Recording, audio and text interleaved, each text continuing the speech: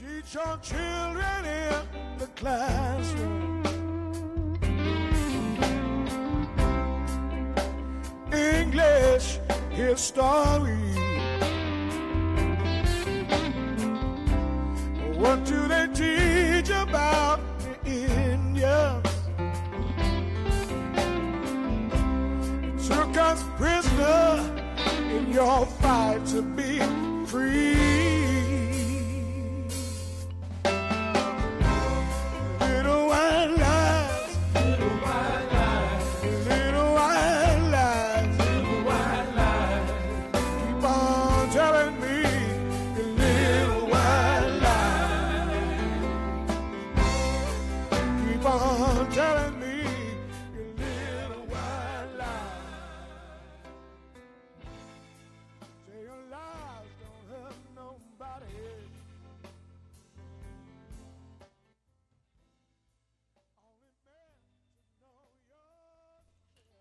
It is just great to be here, and it is just a pleasure to be here and be a part of your evening and talking about some of the things that you may or may not be aware of. So that's what we're trying to do here. So again, I want to welcome you. It is Monday, April 9th, 2018.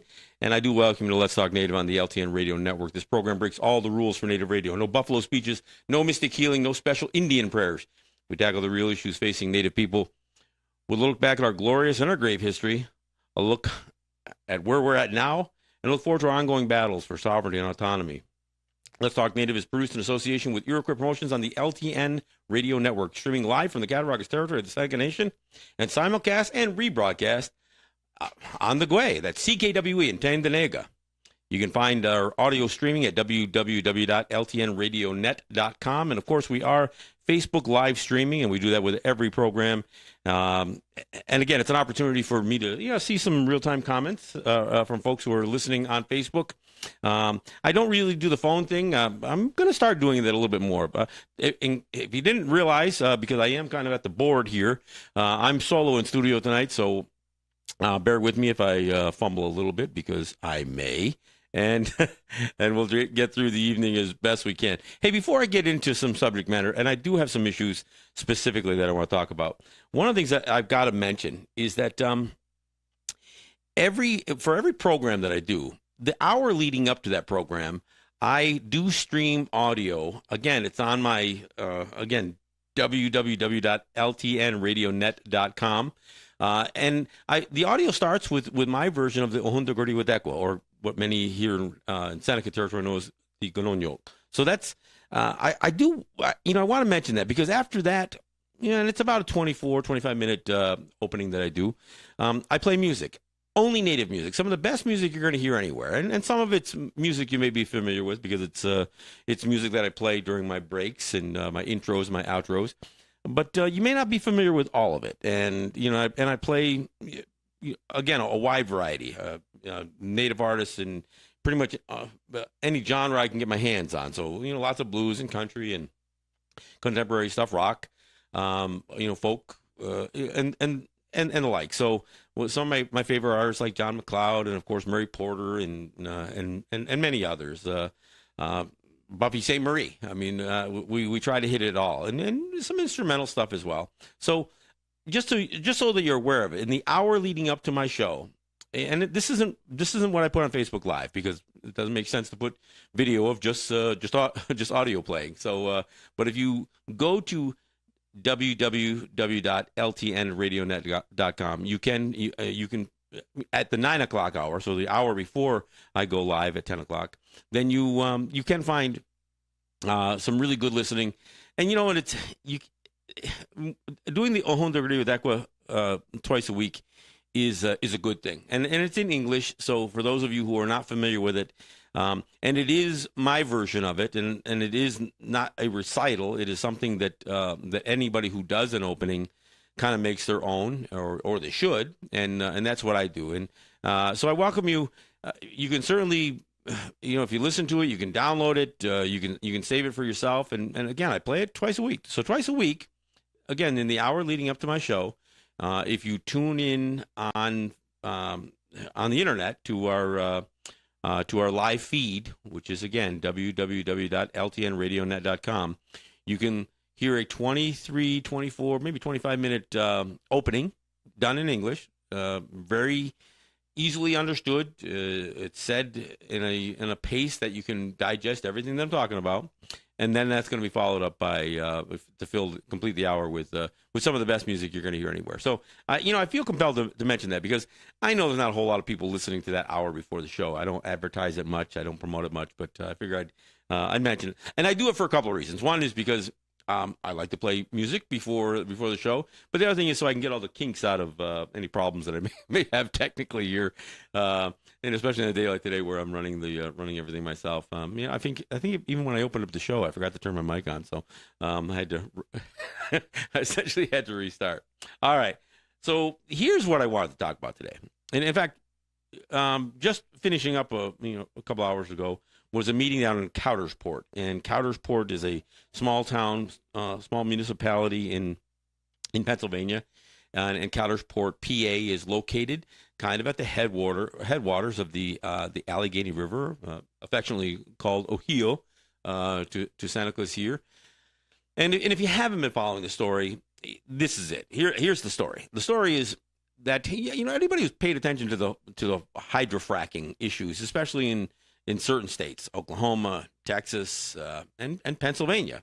There's been a lot of hydrofracking. And in Pennsylvania, the hydrofracking has been done to extract natural gas. And, of course, in the United States, there's now a glut, an oversupply of natural gas, so much so that they're even trying to compress it and liquefy it and export it. But so a glut of natural gas has been created. But the process for creating that natural gas involves pumping a liquid, and they call it hydrofracking because it's predominantly water, but pumping a liquid into the ground. They drill a well, then they go down, and then they go horizontal with their drilling, and then they pump liquid. And that liquid is water with a whole bunch of undisclosed chemicals involved. And what they do is they pump that down there with a bunch of pressure, and they try to fracture the stone formations, the shale stone formations, where this natural gas and other things are locked. And so it's natural gas, but it's also other gases. There are liquids and what they call distillates. There's all kinds of stuff that comes out of the ground when they crack those shale formations. And so then they take that water back out because the goal is really to find natural gas. Some of this other stuff, including the wastewater that they just use to hydrofrack those shale formations, is something they have to do something with. Now, what do you do with this water that has already been contaminated with a variety of chemicals? And oftentimes these are proprietary chemicals. They call it a cocktail of chemicals they put in the water that sometimes can perhaps make the rocks break a little easier or make everything a little slipperier. Who knows? They won't tell what's in it. It's their proprietary solutions that they put in this water. Now, what they try to do is they take that water and they try to reuse it as many times as possible. The problem is, it isn't just what they put in the ground. Like I said, when you fracture those shale formations, other stuff comes out, including radioactive gases. There are radioactive materials that the water comes in contact with. So you end up you're putting in the ground a contaminated water, and what you get back out is even more contaminated when it comes back out. So, and eventually they got to figure out what to do with this water. They can only reuse it so many times, and so they end up with this fracking wastewater. Now, let me lay out a little bit about Pennsylvania and some of these small towns. And I'm not talking about Pittsburgh and Philadelphia. I'm talking about these little towns. And I know some of these little towns. I know Coudersport, in fact. My daughter and my grandchildren, her family, they live in a little town called Eldred, PA. And I go down to Pennsylvania all the time, watch my grandson play basketball, and in places like Coudersport. And these little towns are struggling. They're impoverished little towns. They have relatively poor revenue coming in from their tax base. These schools, in these little towns are, look, and I'm not condemning the schools themselves, but they're completely and almost totally underfunded. And that's the problem. And part of the thing is the economy in Pennsylvania is terrible. I mean, part of the reason they were so willing to embrace the hydrofracking and the chase for this natural gas was they thought it was going to improve their economy. It didn't so much. Yeah, some people got some jobs, but there are some people who got really wealthy. One of those guys is the guy who owns the Buffalo Bills and the Buffalo Bandits and the Buffalo Sabres, and that's Terry and his wife Kim Pagula. So a lot of money's been made, but it hasn't necessarily trickled down to improve the economy. So a little town like Coudersport is a town that struggles. The economy has failed miserably in a lot of these rural areas. Pennsylvania isn't necessarily a great farm, especially in some of these areas that's real hilly. It's not the greatest farmland. They've made money off of oil and natural gas and even some mining in some places, and most of that economy has diminished significantly. So when a bunch of big spending oil and gas guys start knocking on the door of a little town like Coudersport and say, you know what, we can put money into your municipal facilities. And in fact, Coudersport has what they call the Coudersport Area Municipal Authority. And what they manage is they probably manage some of the municipal services. Among those municipal services is wastewater treatment. Yeah, you probably know where I'm going with this. So when these companies come to a little town like Coudersport, then they come to their CAMA, their Coudersport Area Municipal Authority, and say, we've got a deal for you. We can pump some money into your little municipal authority, but we're going to pump something else in there. And our plan is to dump 42,000 gallons a day of this hydrofracking wastewater.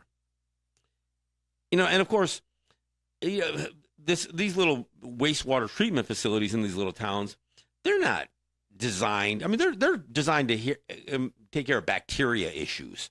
Filter certain things out. They're not designed for taking out some of the unknown chemicals that the petroleum industry and the natural gas industry has put in this water. And you can't. And this is just a matter of fact. You can't filter out radioactivity. When you have radioactive water, it is radioactive water, and the expression radioactive means that there's a half-life. It is an unstable, chemical condition, and so that half-life takes quite a while for it to continue to deteriorate to where it's an inert chemical composition. And I know that's all complicated, but to put it simply, when something's radioactive, it takes a long time for it to no longer be radioactive, at least some materials. So the idea that a company, and a company specifically that's called Epiphany Water Solutions, or Epiphany Allegheny, and ironically, it's limited liability corporation. Of course, that has to be. This company, Epiphany, wanted to build an adjoining wastewater treatment facility or add on to what was there so they could handle this 42,000 gallons worth of contaminated water.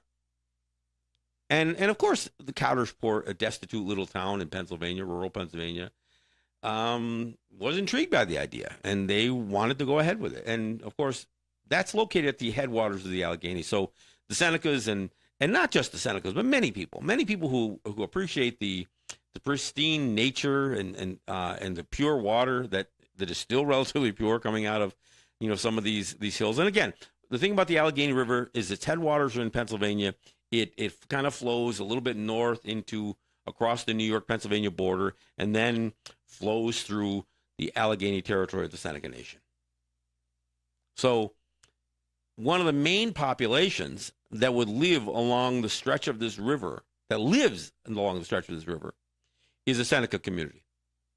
So obviously some noise was made about this thing. And again, I can't get away from the fact that one of the local hometown heroes in Terry Pagula, the guy who bought the Buffalo Bills and bought the Buffalo Sabres and bought the Bandits and put a bunch of money into Canal Side and dump some money into Buffalo. This is a local hero, but not so much a hero to the environment.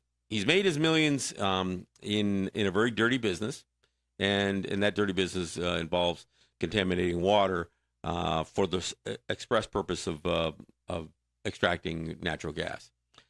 So he's got a company called JKLM, and all those initials come from the names of his children, I guess.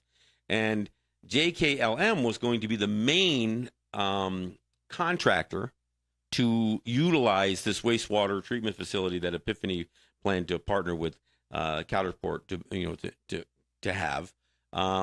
And a lot of pressure got put on Terry Pegula from Senecas. A lot of pressure got put on, not just from the Senecas. I mean, local Kathy Young, a New York State senator, and other areas.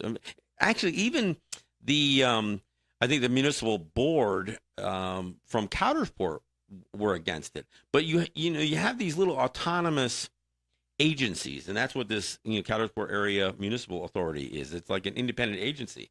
They're not necessarily bound by the decisions of elected representatives. I mean, a lot of times these guys are appointed. They're not even elected. So there began this battle. But finally, after some pressure, Terry Pegula and his company, JKLM, says, and this is where my caution is, that people shouldn't let their guard down.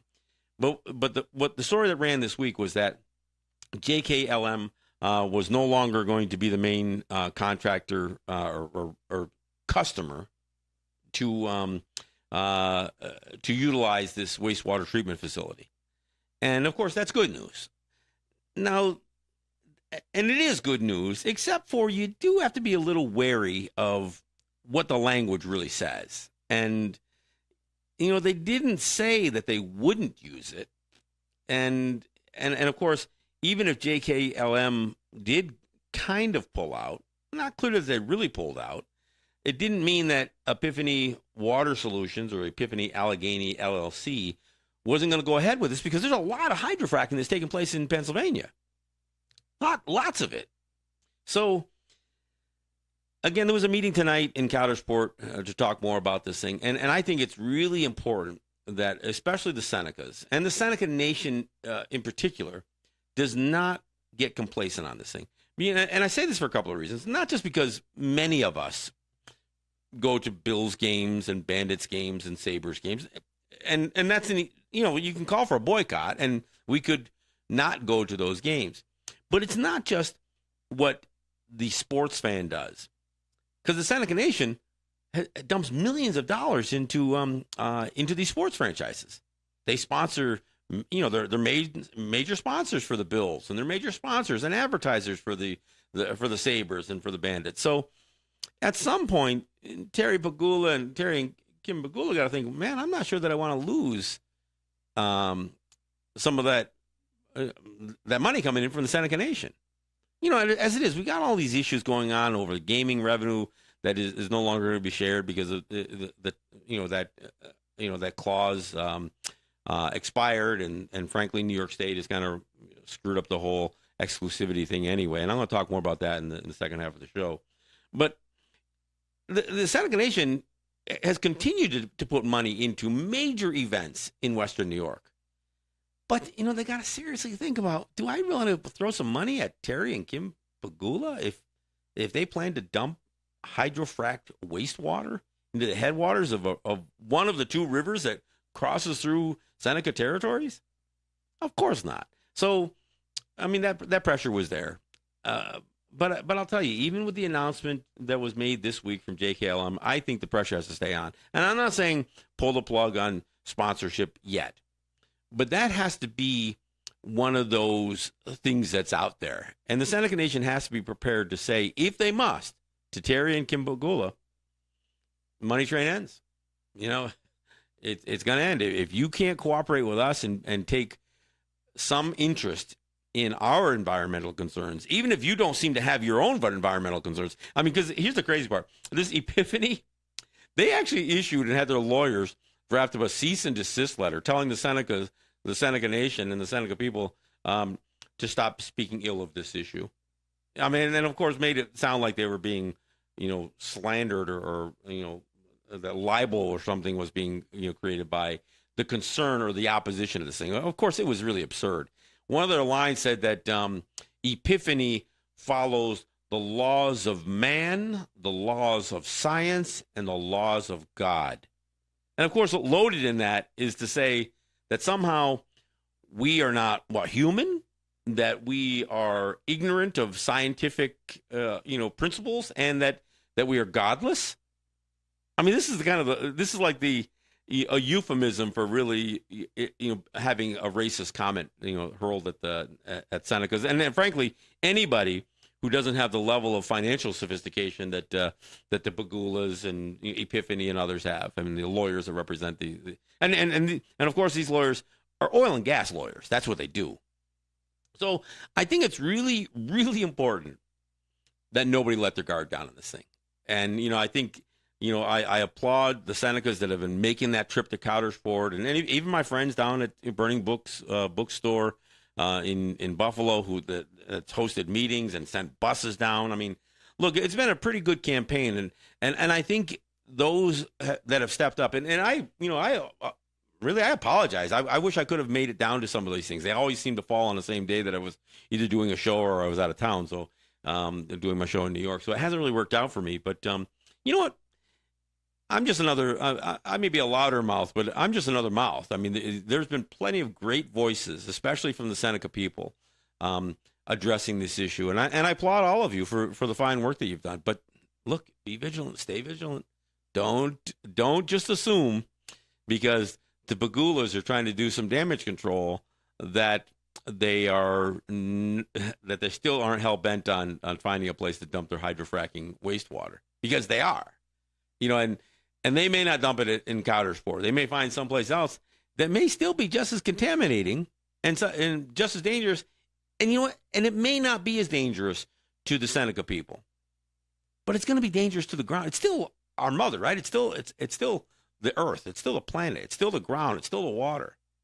So, I think to demonstrate, not just, to everybody, to the world, that the concern that we have for the environment isn't just the environment that directly impacts us, but it's the environment in general that we're fighting to protect. And I think it's important that people make that statement, and again, I know that many people have spoken on the issue, and I've heard a lot of people talk about the spiritual connection we have to water, to the Allegheny River, to the Cattaraugus Creek.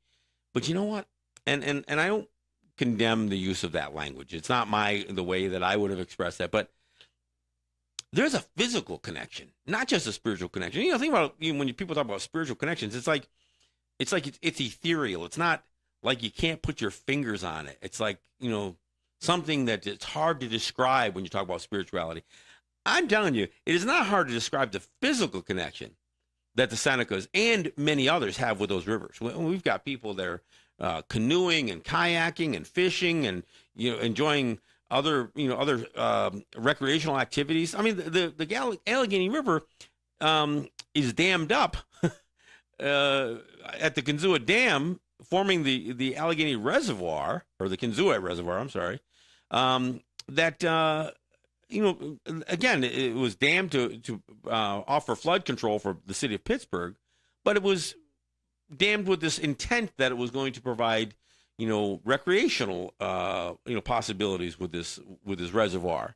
So, I mean, this was something designed that people were supposed to, be able to canoe and boat and, do any number of things on. I mean, the Seneca Nation has campgrounds along the Kinzua Reservoir.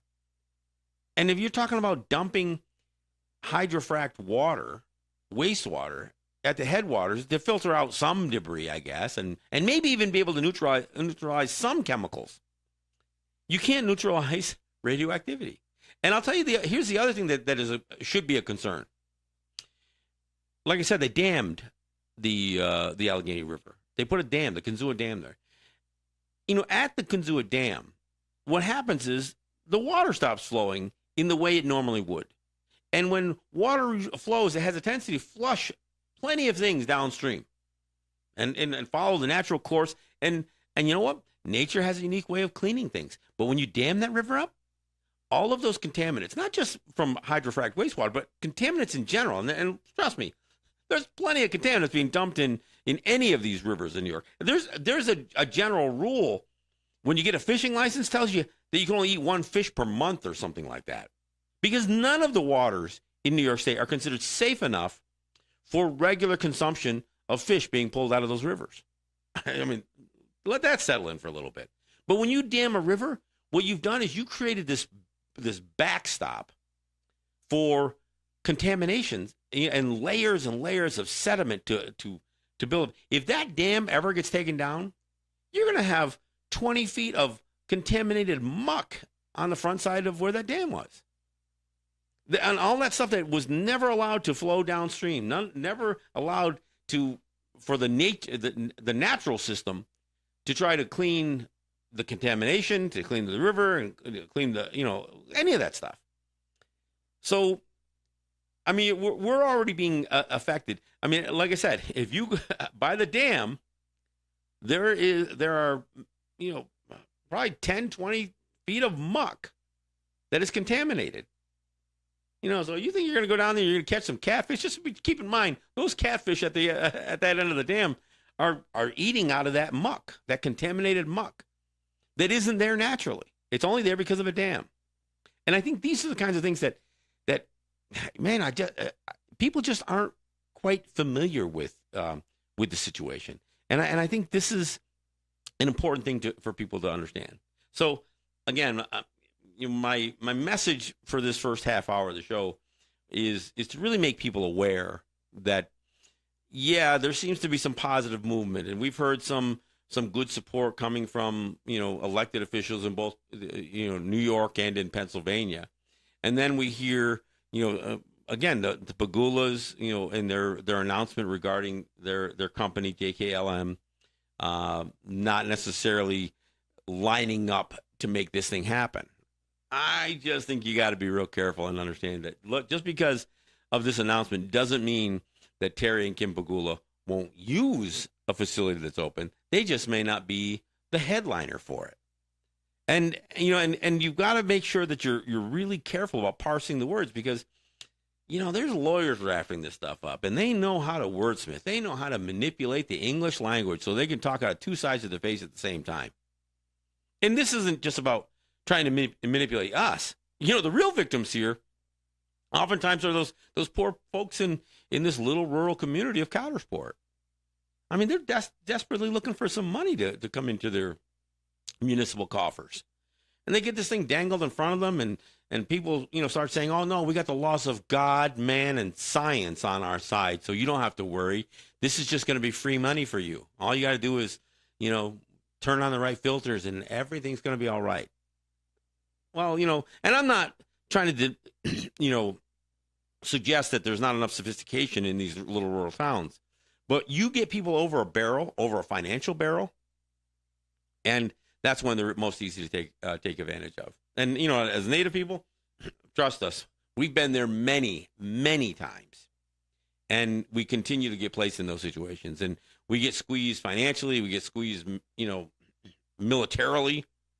The whole might makes right thing. So, again, I've got to first warn people not to be complacent, but also encourage. All of you have stepped up so far. You may keep it up. Keep it up. You guys are doing some great work there, and and I'm happy to mention it on the air here a few times along the way.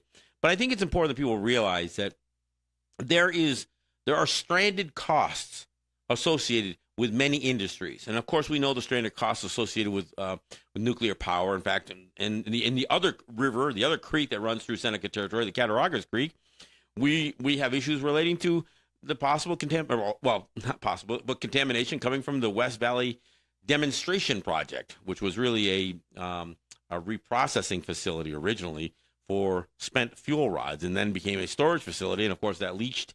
So there's stranded costs associated with that, but there's also stranded costs associated with mining. So not only are you left with mines, but you end up with coal ash. I mean, for coal mining, which is a problem. With this hydrofracking, you end up with this hydrofracking wastewater. There are stranded costs that somebody's going to pay for. And you know what? Terry and Kim Pegula are not going to have this stuff buried in their backyards, but they don't mind it flowing through ours. Look, I'm going to take a break here and wet my whistle a little bit, And you know what? We're gonna let's try a little bit of Jeff Doreen. We'll be right back.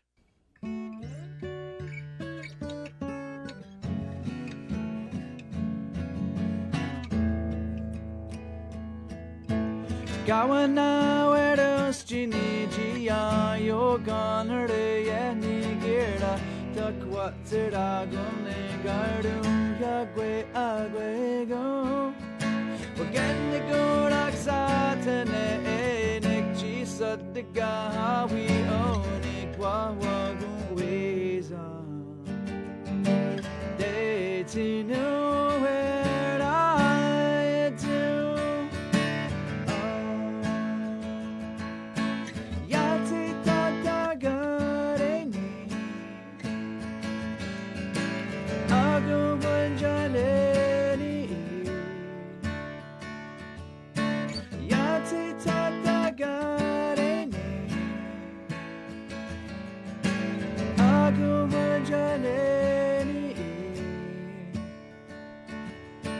Yori hasiras guts den you day nunya kwa you get nigo ragwen yes yagene garden yagwe agwego Ganatur yung gwastini jidio era den you sky hitin sera takwa sera gone garden yagwe agwego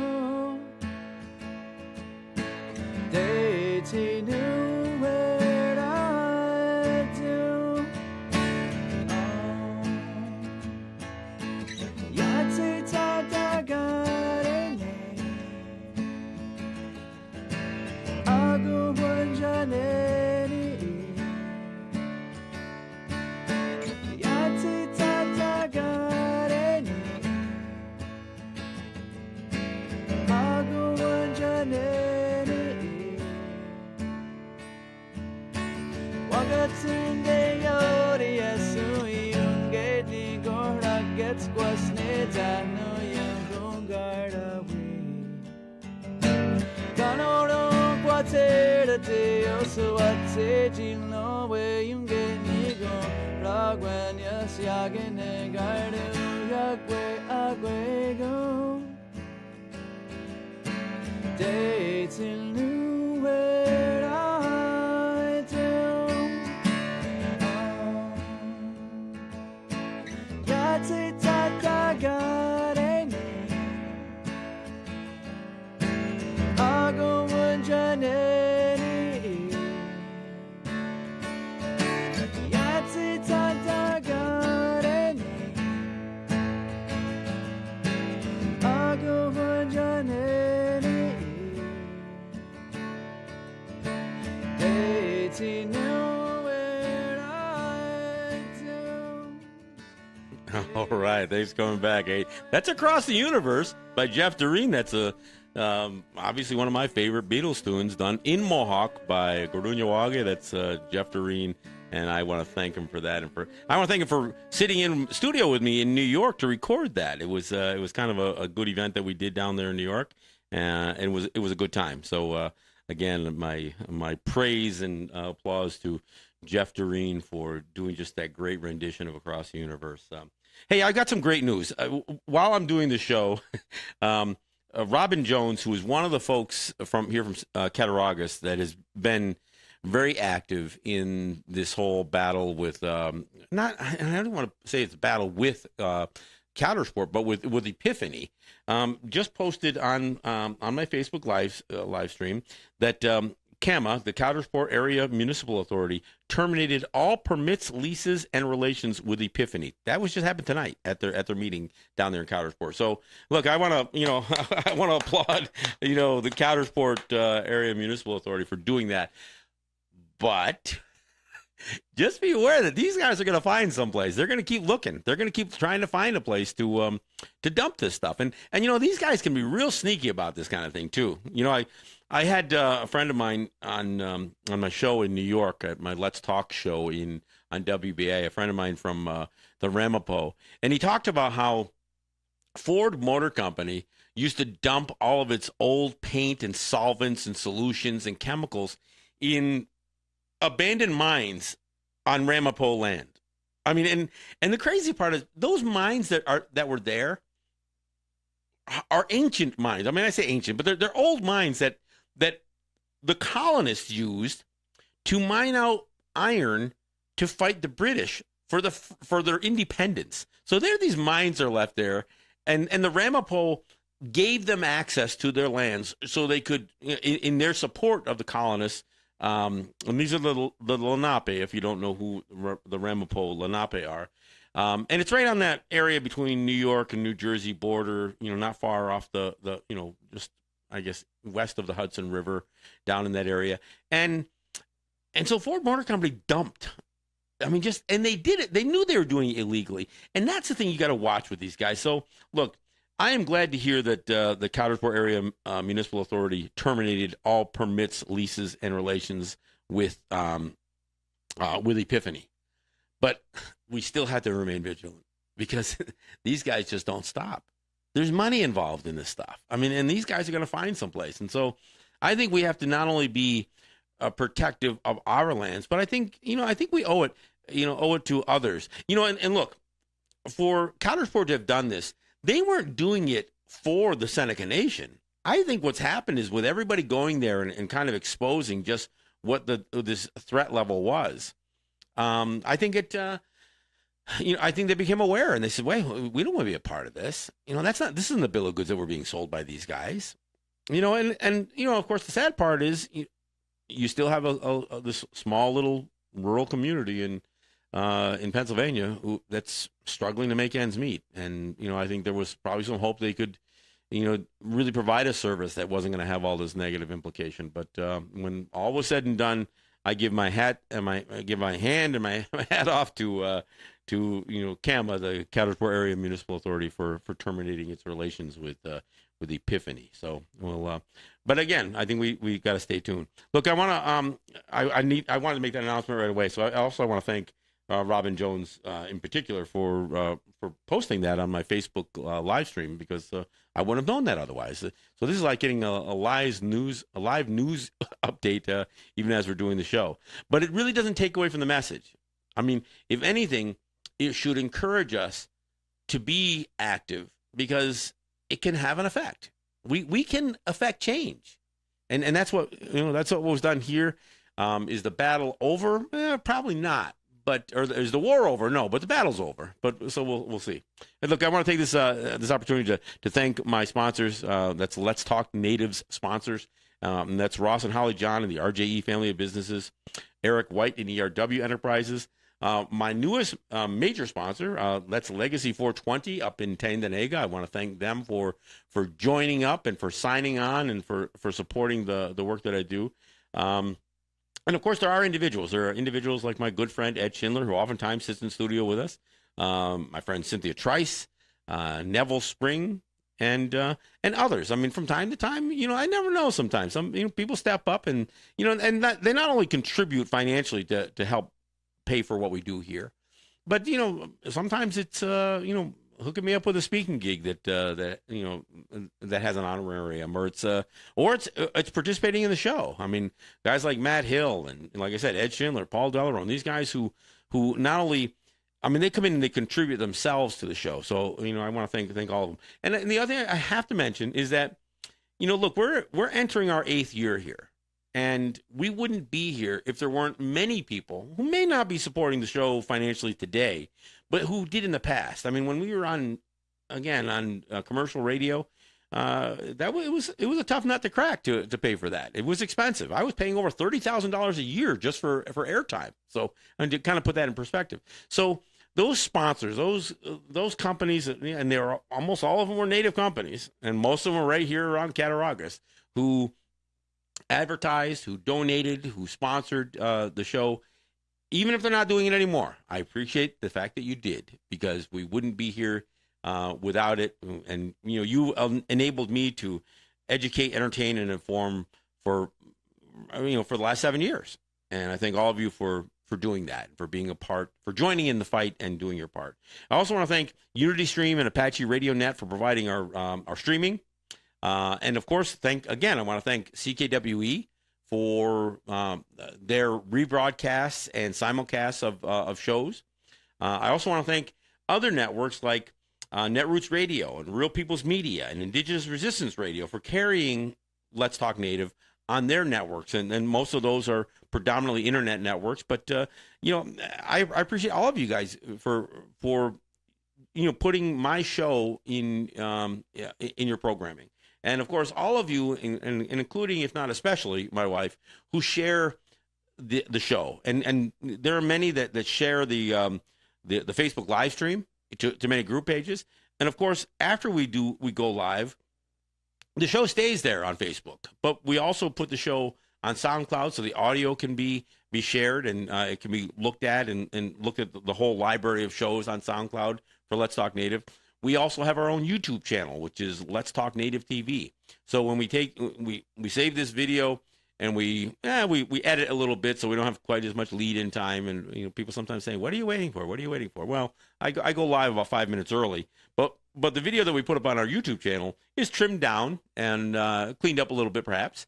Doesn't have some of the breaks that a live streaming event on Facebook can have. It's the best quality viewing of the video of the show, and that's on Let's Talk Native TV on our YouTube channel, and then we post that, and people share those that video as well. So all of you who share the show, I appreciate. I really do appreciate it, because the conversations that we're trying to have here, that I'm trying to have here, are conversations that oftentimes aren't taking place anywhere else. Look, I don't try to cover the same news items that everybody else is talking about. I mean, I could go to a news service, or I can watch television or listen to the radio and just repeat something that I heard. No, I'm trying to offer a Native perspective on Native issues, or issues that affect us directly or could affect us directly. I might throw a little bit of a dig at Trump or Cuomo or something like that, but and there's no question the show is political, but it's our politics. It's our view. I mean, it's my view, and it's a view that I know many of you share. But even if you don't share that opinion, what I'm trying to say is these are conversations that need to be had. And I'm willing to have those conversations, even at the risk of a few people shaking their head thinking, man, what did he have to go and say that for? Well, it's what I do. I mean, I am outspoken. I am thoughtful in trying to digest and think critically about these issues. And, so that's what I do. All right. I mentioned in my promo that I was going to talk a little bit about gaming, and there's just some strange things. I mean, and I've talked a little bit about how the two upstate casinos that New York State licensed, the Del Lago and Rivers, Del Lago being the one on the other side of Rochester and Rivers being the one out in Schenectady, New York, out near Albany, that they're doing terribly. They aren't hitting any of their numbers, and they aren't even making enough money to handle their debt service. It doesn't look good for them. And before this last New York State budget passed, Del Lago in particular was hoping that they could have convinced the governor and legislators to reduce the percentages that they have to pay to the state for that license, something that they went in knowing they had to pay. And it's like 37%. And they wanted to get it reduced. And of course, one of the main arguments they said is that it's not fair because the Senecas aren't paying. You know what? The Senecas built this market, as did the Oneidas. And you come in with the intent of stealing market. And market share you did steal. I think it's important that people realize that with what the state has done with the racetracks and what they have done with these two casinos, and of course there are other economic factors, but there was a time that the 25% that the Seneca Nation paid to New York State had actually peaked out at almost $200 million a year. I mean, that's $1 billion in 5 years. So the Seneca Nation, that 25% of slot revenue that they're paying for an exclusivity that never really existed, but certainly doesn't exist now, it was $200 million a year. Last year, if the Senecas were paying, if that arrangement hadn't expired, it would have been almost cut in half from that not over just the course of 1 year, but over with the racinos, let's call it with the slot parlors at the racetracks, those casinos, and with these two upstate, Seneca Nation has lost $100 million worth of market share. Now, they're still profitable, and they've paid for their debt service, unlike Del Lago and Rivers Casino. So they were able to absorb that. But you know what? They're still fighting like hell to keep as much of their market share as they can. And of course they were. And you know what? Del Lago and Rivers, they hoped that they would have grabbed more of that market share away. I mean, it kind of shows you the foolhardiness of all this stuff, because New York State was getting between $100 and $200 million a year from Seneca Gaming alone. And that wasn't enough. So they sell out these licenses, and they spend all the money to do a referendum to get gaming, and now they've got two casinos that may not make it. Now, added to that, downstate, a casino that just opened up, which is called the Resorts World Catskills. Resorts World Catskills Casino by and that's Genting Corporation, a Malaysian company, a foreign company opening up not just a casino, not a $500 million casino, no, $1.4 billion casino, and it's about 90 minutes from Midtown Manhattan. But you know what? It's still upstate.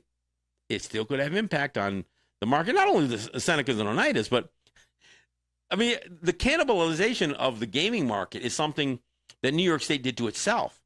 They've got some of those racetrack casinos that can't make it. They already had to reduce what Vernon Downs was paying, and reduce their tax liability to the state, and that's why Del Lago thought they could go for it. And some of these other racetrack casinos are really, really struggling. And again, you have to keep in mind that unlike the Seneca Nation, I mean, there's a completely different model for a state licensed casino. First off, they're private enterprises that are designed to make money. So the guy who owns and financed and developed and built the Del Lago Resort expects to make money, not only to pay his debt service, but whether it's shareholders that he's got or whether it's, somebody expects to make money. And, of course, the state expects to make money, 37% of the slot drop. That's even more than what the Senecas were paying in percentage-wise. But you know what? Here's the thing. The Seneca model had all of the proceeds of the gaming, all of the profit from the gaming that wasn't going to the state in that 25% was still going to a government. It was still essentially going to support the government services of the Seneca Nation. There's no individual, trying to make $1 billion. This was, and the difference between the model for the Seneca Nation and the state of New York is the Seneca Nation wasn't relying on its own people to be the gamblers like New York is. Seneca Nation built casinos expecting people would come from the outside, Canada, Pennsylvania, New York. Senecas could gamble, but they didn't build a casino expecting their own people to dig out their money and throw it back at like a backhanded tax to their own people. That's what New York did. You don't build a casino in central New York, even above the Finger Lakes region, out of the tourist areas of the Finger Lakes, even put it alongside the thruway and not expect it to only be catering to New Yorkers. Same with Schenectady. What do you think? You're going to get tour buses coming from Vermont? I mean, so you build these casinos knowing that the only market share that you're going to grab is going to be from your own constituency, your own taxpayers. And what suffers? Well, the theaters, the restaurants, any other type of entertainment that was in those areas. So it's a terrible business model because, look, when Del Lago built its facility, they may have claimed that they were going to expand the gaming market, but you know what? They didn't. Seneca Nation lost $100 million worth of gaming market. So the fact that term of revenue sharing expired, damn right it expired. And if it hadn't expired, it should have been canceled out and voided anyway. Because if there's one thing that has been proven with the building of these casinos, that can't even handle their debt service is the state has nothing to offer anymore. They can't go to the Seneca Nation and say, well, we want to offer you, we want to tighten up the exclusivity arrangement. No, you can't tighten anything up. You just cannibalize the market.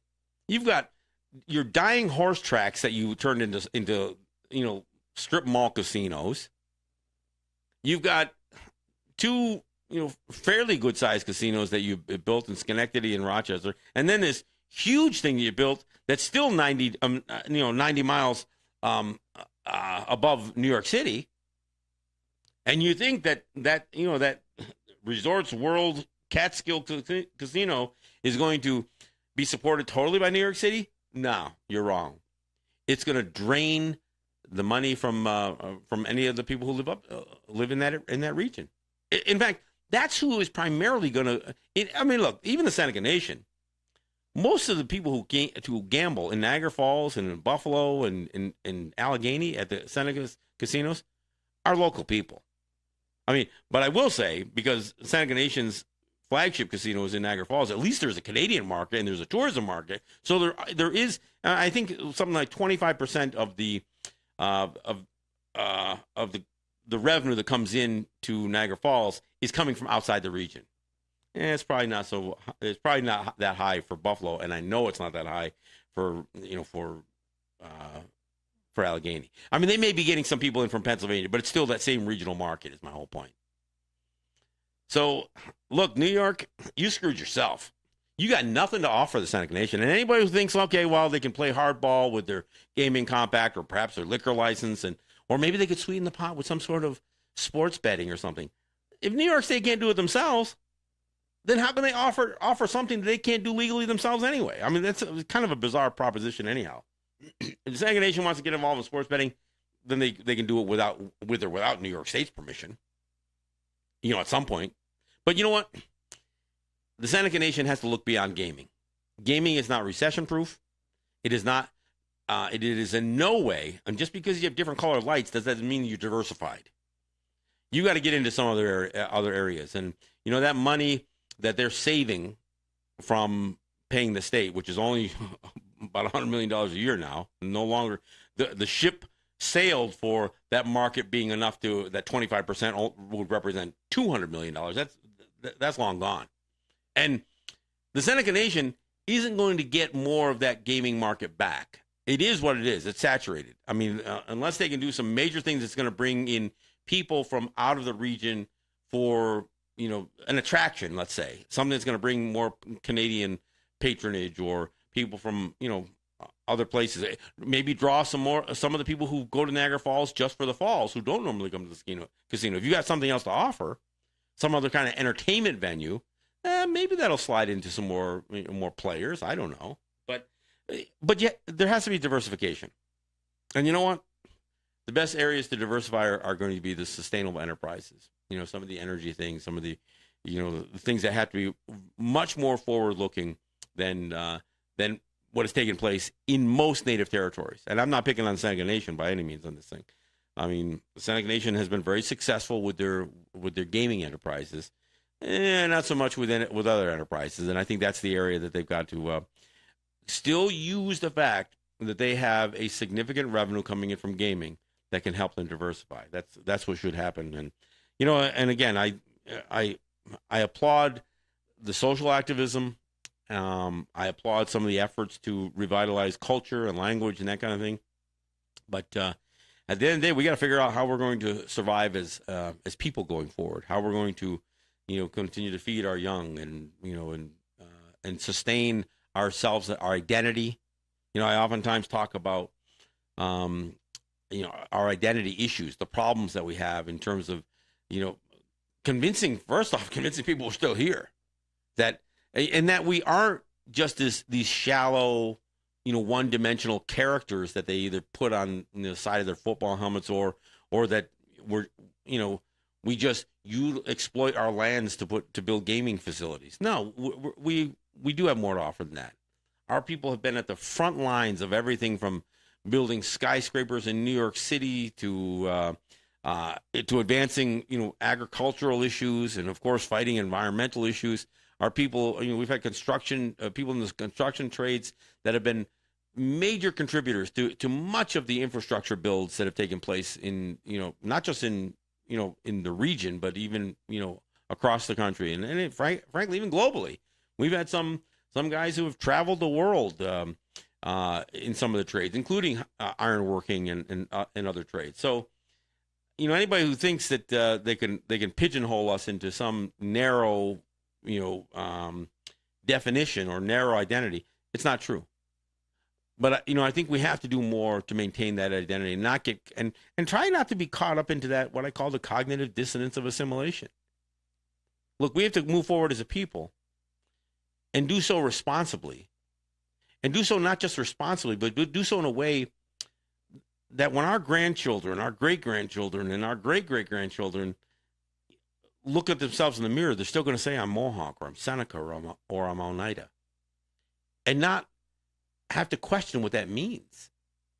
And maybe they won't say that. Maybe they won't say Mohawk, Oneida, and Seneca. Maybe they'll say Gonyagahaga, Onyotaaga, Onundawaga, Ungwe Ungwe. Maybe by then, by the time my grandchildren are having kids, we will use the most appropriate language to describe who we are, what we are, and where we're going. That's the hope. That's the hope. That's what we hope we can accomplish. That's when we talk, again, my last show I talked about how do we parse the difference between the paths that those that came before us laid down with the intention that we would continue on that path versus the steps that they took that were out of necessity for the time, for survivability sakes, for maybe some self-interest sakes. I mean, like I said, if you're a third or fourth generation Marine or enlisted men, maybe you got to think why. Because you may not be enlisting in the military industrial complex of the United States for the same reasons that your great-great-great-grandfather did. You may not be. He may have had completely other reasons for doing it. And if you're only doing it because your father did and your grandfather did and your great-grandfather did, there may be some cognitive dissonance there. You may have created a tradition out of something that didn't warrant creating a tradition. I mean, there are many people who joined the armed forces because they were faced with the choice of either going to jail or going into the military. That's a real thing that happened, including many of those so-called code talkers. The same thing can go for other elements of the non-native culture that we've incorporated. Look, and I'm not telling people to not do something. And I'm not saying don't enlist. And I'm not saying don't go to church. Or I'm not saying don't go to work for the state or don't go to work. I'm not saying don't do that. But you know what? Think about it. Just make sure that you apply the thing that our ancestors gave us the most, which is this ability to think critically about the decisions we make. That whole idea of 7 generations, I'm not sure we do too much of that anymore. I think we do things that are for the here and now, instant gratification. And because we've been conditioned to do so. I mean, one of the other things that our ancestors did that has continued to carry on has been the alcohol problems that we maintain. We have significant substance abuse issues. Now, we're all responsible for the choices we make, but when you look at a pattern of history that goes over generation after generation after generation, look, we need to do better. We need to empower our kids to make maybe better decisions on some things that we didn't do so great with. That's my view. That's my thoughts. And it's the thoughts that I try to share with you each week. Look, I want to thank you for listening. I want to thank Robin Jones for giving me an update on what took place today in Coudersport. And again, keep up the good work. Don't give it up yet. I'm not sure that it's over yet. So I want to say that as well. I want to thank you for listening. We'll be back here on Friday. I will be doing a show in New York on Thursday. In fact, I'm going to have a local guy. We have Joel Giambra, candidate for the governor of the state of New York. I'm not advocating for him, but he's got an interesting position. He wants to legalize marijuana, so I want to hear his take on that. So join me on Thursday online. You go to WBAI.org and you can listen to it. And you know what? We're going to Facebook live stream that one too. So thanks, folks. Yahweh.